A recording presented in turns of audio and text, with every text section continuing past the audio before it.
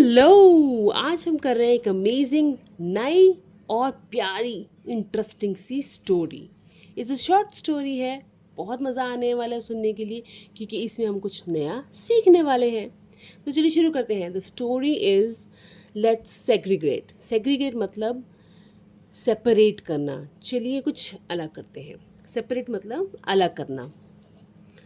Ravi loved his city. Ravi को अपनी city पसंद थी जहाँ पर वो रहता था। And try to keep it clean. और वो कोशिश करता था कि उसकी सिटी जो है वो क्लीन रहे, साफ रहे। In the summer holidays Ravi went to stay with his grandparents who lived in another city. तो समर वेकेशन जैसे आपकी आती हैं वैसे ही बच्चे की भी समर वेकेशन आई, रवि की भी।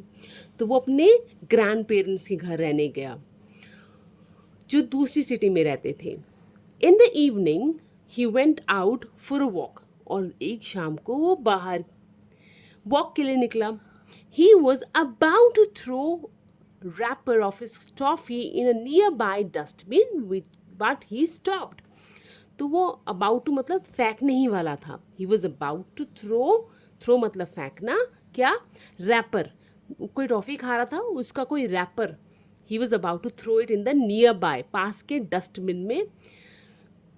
जो कूड़ेदान होता है, डस्टबिन उसे कहते हैं, उसे फेंकने वाला था। बट ही स्टॉप्ड, बट लेकिन वो रुक गया। The dustbin was filled with all sort of garbage. जो कूड़ेदान था, जो कूड़े का डब्बा था, उसे हर तरह का कूड़ा था। Ravi stared at the dustbin. Stared मतलब उसको घूरा। And said oh no. और वो बोला ओ नो अपने आप से। ये क्या है? A middle age person was on his way to work. तो एक अंकल जी जो 40 ईयर्स के अबव थे और 60 से बिलो थे, वो अपने काम के लिए ही वॉज गोइंग आउट, वहाँ से जा रहे थे। He was on the way, on his way to work, अपने ऑफिस जा रहे थे। He saw Ravi standing nearby near the dustbin. तो उन्हें डस्टबिन के पास रवि को खड़े देखा। The man asked Ravi, is everything all right? What are you looking at? तो रवि से पूछा, बेटा इज एवरीथिंग ओके? सब कुछ सही है? क्या देख रहे हो बच्चा? Uncle, it's not all right. All the garbage has been put together into one dustbin said replied Ravi. तो रवि बोला, नहीं अंकल, ये सही नहीं है। सारा का सारा कूड़ा, हर तरह का कूड़ा उन्होंने एक ही डस्टबिन में डाल दिया। It's all trash, what's the problem? The man ask. तो आदमी बोला, बेटा ये सारा कूड़ा ही तो है, तो क्या प्रॉब्लम है? कूड़ा कूड़े के डब्बे में ही होना चाहिए। Uncle, we should segregate the waste and not throw everything in one bin, that is the problem. तो उसे बोला, नहीं अंकल, हमें सारा कूड़ा एक ही कूड़ेदान में नहीं फेंकना चाहिए, हमें सेग्रीगेट करना चाहिए। सेग्रीगेट मतलब सेपरेट करना चाहिए।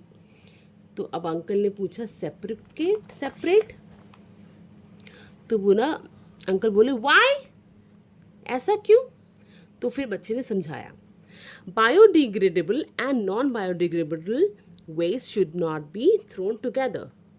तो बायोडिग्रेडेबल होता है जो सामान हम किचन से हमारा निकलता है, जैसे फल का, सब्जियों का जो कूड़ा होता है, वो कुछ ही दिनों में अपने आप ख़त्म हो जाता है। उसके अंदर कीड़े वीड़े लग जाते हैं और कीड़े उसको खा लेते हैं, और उनका जो वेस्ट बचता है, अगर हम उसको सॉइल में डालें तो वो रिच सॉइल हो जाती है, अच्छी सॉइल हो जाती है। उसे कहते हैं बायोडिग्रेडेबल। और नॉन बायोडिग्रेडेबल होता है जो, जैसे कि प्लास्टिक, ग्लास, जो अपने आप नहीं रिसाइकिल होता, उसे रिसाइकिल करना पड़ता है, तो उसे कहते हैं नॉन बायोडिग्रेडेबल। तो उसे बोला कि अंकल, बायोडिग्रेडेबल और non biodegradable waste should not be thrown together. तो उन दोनों को इकट्ठे नहीं फेंकना चाहिए। They should be two bins, दो तरह के बिन्स होने चाहिए, one green and the other blue. एक ग्रीन होना चाहिए, एक ब्लू होना चाहिए। Food items like kitchen waste, cotton, matchsticks, etc. should be thrown in the green bin. Green bin मतलब जो खाने के सामान से कूड़ा पैदा हुआ है, जो कूड़ा आया है, जैसे किचन वेस्ट से हमने कॉटन यूज़ करी, मैचस्टिक कैसे बनती है? वुड से बनती है। तो ऑब्वियसली जो चीज़ पेड़ से मिली है वो अपने आप उसमें कीड़े लग जाते हैं, जब उसको रख दिया जाए उसके अंदर फंगी पैदा हो जाती, फंगस हो जाती है, उसके अंदर कीड़े पैदा हो जाते हैं, जैसे बैक्टीरिया पैदा होता है, तो वो क्या करता है, इस खाने को ब्रेक डाउन कर देता है। और ब्रेक डाउन करने के बाद उसको ब्राउन कलर की, स्किन कलर की मिट्टी बना देता है। और अगर हम उसको अपने पौधों में डालें तो हमारे पौधे बहुत अच्छे ग्रो होते हैं। तो उसे यही समझाया अंकल को कि मैच स्टिक एक्सेट्रा को हमें ग्रीन बिन में फेंकना चाहिए, and the plastic, metal, glass etcetera should be thrown in the blue bin. और जो ये चीज़ें हैं जैसे कि प्लास्टिक, ग्लास, ये वाली चीज़ें जो होती हैं, मेटल, ये अपने आप, इसके अंदर बैक्टीरिया नहीं लगता है, इसके अंदर फंगस नहीं आती है, तो ये सामान अपने आप नहीं ख़त्म होता। जबकि बायोडिग्रेडेबल जो सामान होता है वो अपने आप, अगर आप खाना रख दोगे थोड़े दिन के लिए तो उसके अंदर कीड़े लग जाएंगे, बैक्टीरिया लग जाएगा, फंगस लग जाएगी और वो खाना ख़त्म हो जाएगा। लेकिन जो प्लास्टिक है, मेटल है, ग्लास है, वो वहीं रहेगा कई सालों तक। इसलिए तो कहते हैं कि ग्लास जो है हमें यूज़ करने चाहिए पेपर वाले, ना कि प्लास्टिक के, क्योंकि प्लास्टिक के ग्लास बॉटल्स जो हैं वो ख़त्म नहीं होती हैं, वो करोड़ों सालों तक पड़ी रहती हैं। तो उसने यही समझाया कि ब्लू बिन के अंदर हमें ये वाले सामान डालना चाहिए जो अपने आप कंपोस्ट नहीं बनता, और जो किचन वेस्ट होता है वो कंपोस्ट बन जाता है, उसको हमें ग्रीन बिन में डालना चाहिए। तो अंकल ने पूछा, हाउ कैन दैट हेल्प, ये कैसे हेल्प कर सकता है? The waste in the green bin can be composted. तो उसे बोला कि उसको आप एक बिन में डालोगे, कुछ टाइम बाद उसे ढक के रख देंगे तो वो अपने आप कंपोस्ट बन जाएगा, and those in the blue bin can be recycle. और जो दूसरा वाला ब्लू बिन वाला कूड़ा है, जैसे कि प्लास्टिक हो गया, मोबाइल्स, टूटे फूटे मोबाइल्स हो गए, जो आपकी वायर्स होती हैं, ग्लास हो गया, इसको आप ब्लू बिन में डालें और ये हम इसको रिसाइकिल कर सकते हैं। रिसाइकिल मतलब इससे हम कोई नई चीज़ बना सकते हैं। जैसे आपने प्लास्टिक फेंका, उसको आपने मशीन फैक्ट्री में भेजा, फैक्ट्री क्या करेगी, उसको पिघला देगी और पिघला के उसे नई शेप दे के कुछ और बना देगी। तो we can reuse the plastic. लेकिन अगर हम प्लास्टिक को पानी में पड़े रहने देंगे तो वो प्लास्टिक हमारी खाने में आ जाएगा पानी के थ्रू और फिर हमारी बॉडी को इफ़ेक्ट करेगा। इसलिए प्लास्टिक वाली चीज़ें, ग्लास यानी कि कांच, मेटल, इन चीज़ों को हमें रिसाइकिल करना चाहिए, ना कि हमें कूड़े में फेंकना चाहिए। तो उसे यही समझाया कि those in the blue beans can be recycle. तो जो ब्लू बिन में जाएगी वो रिसाइकिल हो जाएगी। The man said, you are an intelligent and a smart boy. Uncle, let's do something about it, said Ravi. तो अंकल ने बोला, तुम तो बहुत स्मार्ट हो, इंटेलिजेंट हो, बहुत नॉलेज है तुम्हारे पास। अंकल ने कहा, चलो कुछ ऐसा, बच्चे ने कहा कि चलो अंकल कुछ करते हैं इसके बारे में। Ravi and the man wrote a letter to the local municipal authority. तो उन्होंने, जो वहाँ की अथॉरिटी थी जो कूड़े का ध्यान रखती थी कि कूड़ा कहाँ और कैसे फेंकना है, डंप करना है, उसको एक लेटर लिखा, requesting them to keep labelled dustbins of different colours. तो उन्होंने उनको बताया, समझाया कि आपको इस तरह से अपने डस्टबिन्स लेबल्ड करके, लेबल्ड मतलब उसके ऊपर नाम लिख के कि ये खाने का वेस्ट इसमें डालना है और प्लास्टिक का वेस्ट इसमें डालना है, ऐसे लगा के आपको लेबल करके डिफरेंट कलर के डस्टबिन्स जो हैं, बिन्स लगाने चाहिए। They got the letter sign by many residents. और जो वहाँ के आसपास के लोग जो रहने वाले थे उनको भी इन्होंने समझाया और उनसे सिग्नेचर्स करा लिए, उनकी भी, हाँ मतलब उनकी भी अथॉरिटी ले ली, उनकी भी मान ली कि ऐसा होना चाहिए, उनको भी समझा दिया, वो भी मान गए। The local authorities agreed and put up coloured coded dustbins in the streets. तो उन्होंने फिर अथॉरिटी को समझाया और अथॉरिटी ने वही करा। तो हमने इस स्टोरी से बहुत कुछ सीखा। हमने ये सीखा कि बायोडिग्रेडेबल और नॉन बायोडिग्रेडेबल क्या होता है और ब्लू बिन्स और ग्रीन बिन्स कैसे यूज़ किए जाते हैं। आई होप आपको ये स्टोरी अच्छी लगी होगी। Let's do some questions. What did Ravi see when he was out for a walk? क्या देखा था उसने? He saw that all kind of garbage, all sort of garbage was in one bin. उसने ये देखा था.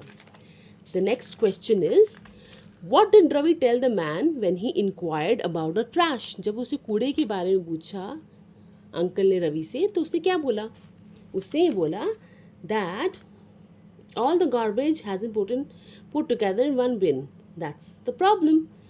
We should segregate the waste and not throw everything in one bin. हमें हर चीज़ एक बिन में नहीं फेंकनी चाहिए, उसे सेग्रीगेट करना चाहिए, मतलब कि सेपरेट करना चाहिए. चलिए ना, अब नेक्स्ट क्वेश्चन देखते हैं कि नेक्स्ट क्वेश्चन क्या है. What could be done with the waste in the green bin? जो ग्रीन बिन का होता है उसे हम क्या कर सकते हैं? We can make a compost out of it. तो the waste in the green bin can be composted. तो उसकी हम compost बना सकते हैं. How did Ravi and the man solve the problem? तो उन्होंने प्रॉब्लम कैसे सॉल्व करी? So they wrote a letter. यहाँ पे इसका आंसर भी यहाँ पे है.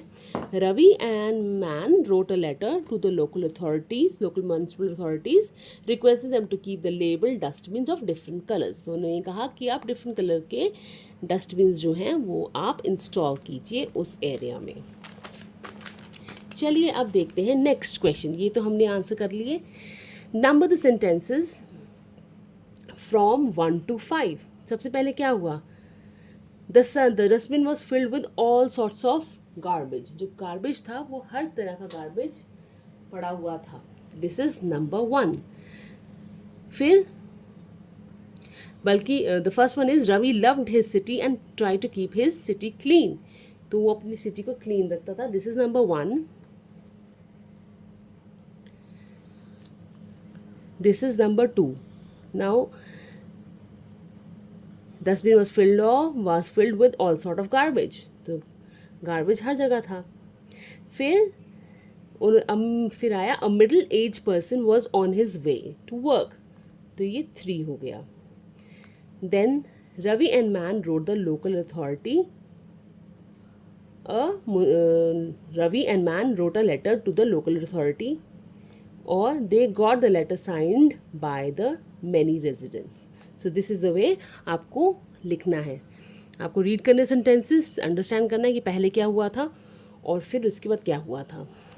Next question, biodegradable and non biodegradable. Non biodegradable waste should not be thrown together. Plastic, metal, glass should be thrown in a blue bin. All the garbage has been put together in one bin. We should क्या करेंगे? या तो separate लिखेंगे या segregate लिख सकते हैं. दोनों का मतलब सेम है. We should separate and segregate the waste and not throw everything in one bin.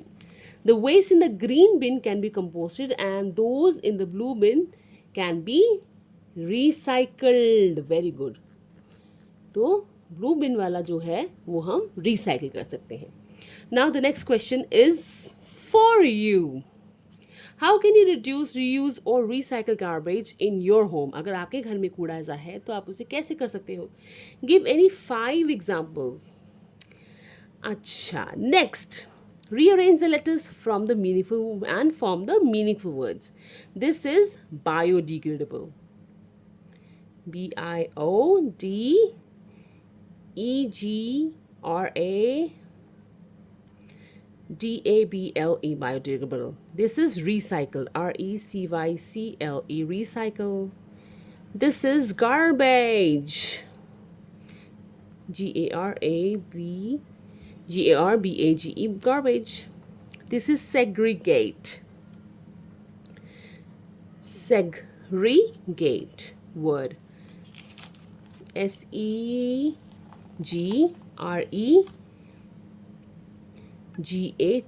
segregate. This word is segregate. And this is authority, A-U-T-H-O-R-I-T-Y, authority. So if you do these kind of puzzles, I'm sure आपको नए words भी learn हो जाएंगे. Well, my video ends here. I hope you would love this video. Don't forget to share, subscribe, and like it. Thank you for watching. Bye for now.